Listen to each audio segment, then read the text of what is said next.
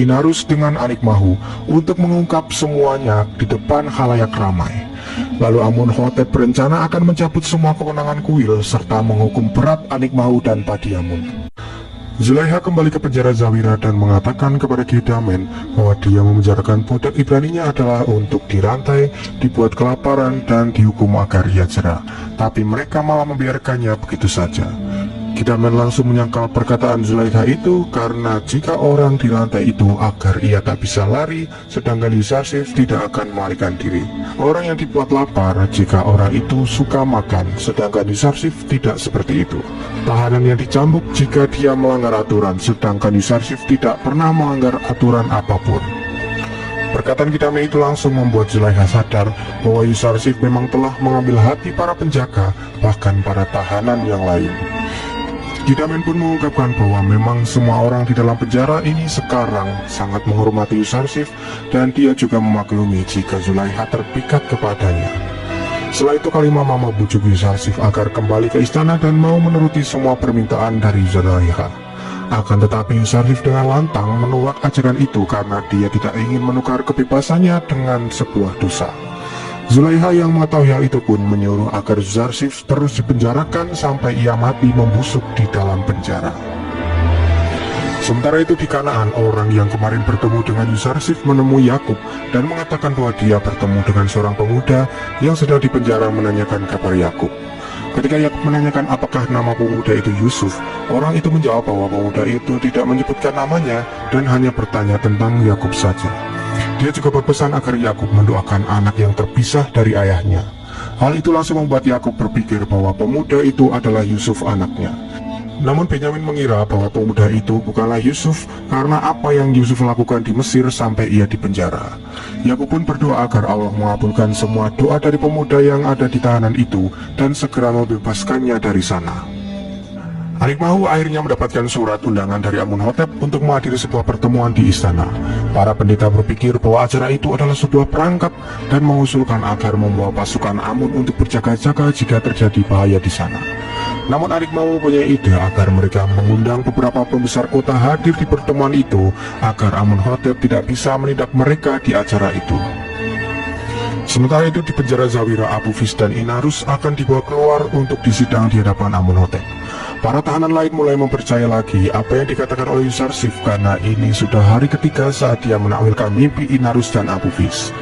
Seluruh tahanan menenangkan Apophis karena mereka percaya jika Apophis akan ditempatkan di tempat yang terbaik oleh Allah.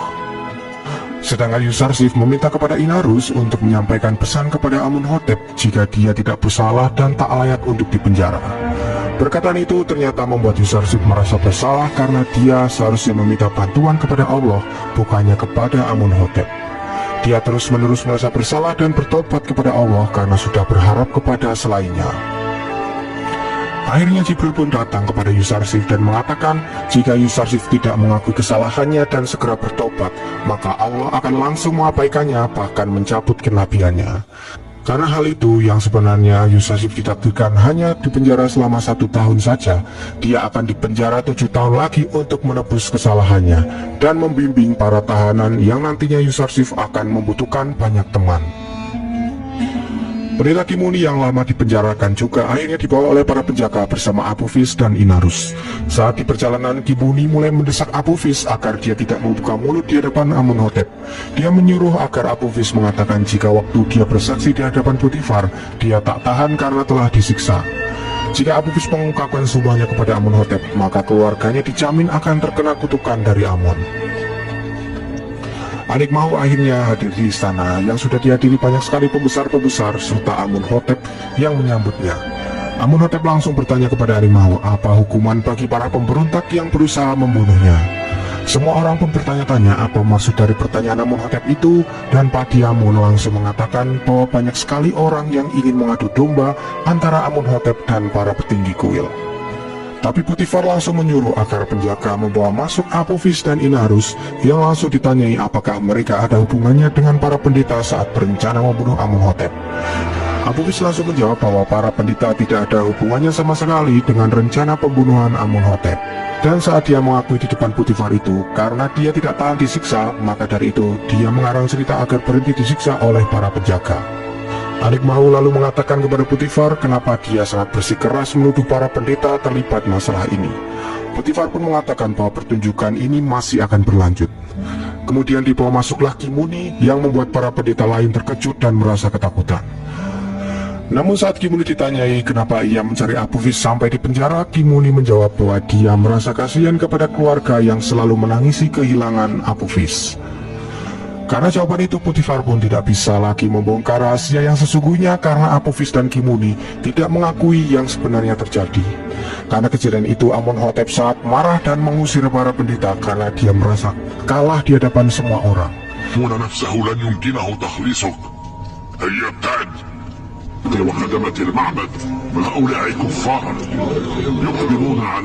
Amonhotep muda lalu mengatakan kepada Apophis, jika Apophis mengakui semuanya maka para pendeta lah yang akan dihukum dan Apophis akan terbebas dari hukuman. Tapi Apophis melakukan semua itu agar keluarganya bisa tetap aman.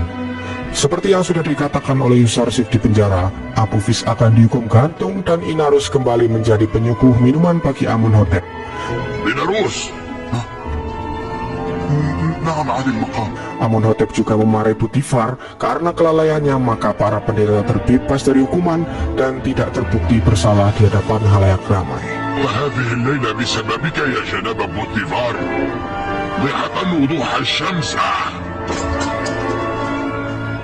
Keesokan harinya Apophis dihukum gantung di alun-alun, disaksikan oleh seluruh warga kota dan para pendeta yang terus menganggap Apophis adalah orang kafir karena menjelek-jelekan dewa Amun dan para pendeta kuil. لن تكون حائلا دون التحاق بالله الواحد الأحد. إله آمون أغلق فمك أيها الكافر، أخرس لسانه. اللعنة على آمون الإله الظالم، اللعنة عليك أيها الكافر، اللعنة. أذكر أن أشخاصا غيرك كان يجب أن يعلق على الصليب عوضا. فأولادي على يوسف نبي الله، ألست تشعرين أنه يبتسم؟ أنه يعلم علم اليقين أنه سيضحك. Sementara itu di penjara, penjaga mengatakan kepada semua tahanan bahwa takwil mimpi Yusarsif telah terjadi. Tapi Niniferkit tetap menganggap bahwa Yusarsif adalah seorang penyihir dan menyuruh Yusarsif untuk meramal lagi apa yang akan terjadi. Yusarsif menjelaskan bahwa itu bukanlah sihir melainkan tanda-tanda Allah yang menjadi petunjuk baginya. Dia juga mengatakan bahwa sebentar lagi Niniferkit akan bebas dari penjara. Hal itu membuat dia merasa sangat senang karena seharusnya ia dipenjara seumur hidup. Tapi para tahanan lain berharap jika perkataan Yusarsif kali ini adalah salah. Sementara itu jasad dari Apophis yang masih tergantung mulai dikerumuni oleh burung gagak seperti apa yang dikatakan oleh Yusarsif.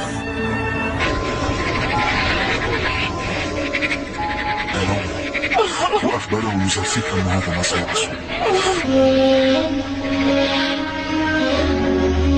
Kembali ke penjara, hal yang dikatakan oleh Yusarsif kembali terjadi, bahwa Niniferkit dibebaskan dari penjara karena para pendeta kuil Amun memintanya untuk alasan agar dia bisa menjadi lebih baik dan mengabdi untuk kuil Amun. أنا حر. شعوذ عظيم يا يوزرسيف، لا مثيل لك في مصر كلها.